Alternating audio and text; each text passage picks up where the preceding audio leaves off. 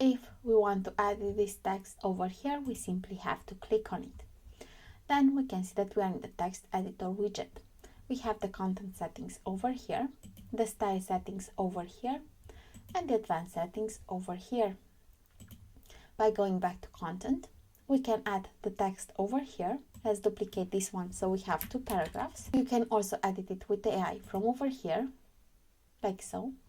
You can edit the text that you have with those settings over here or use a new prompt by clicking over here.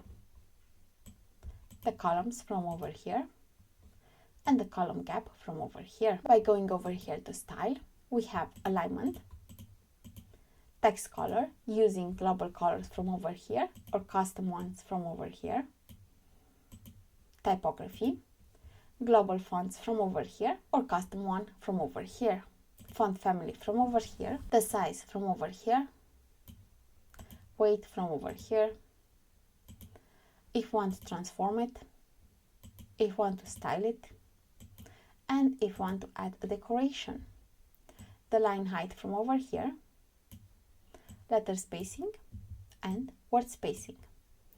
For each of those settings, we can choose from pixel to something else if we want to. We can always click over here to go back to default, like so.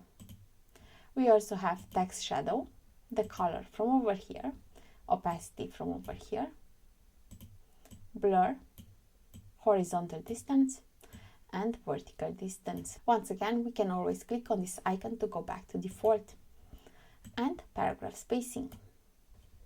If we are going to advance, we can see that we have padding set to percentage and 25 padding to the right. That's why we have this distance over here.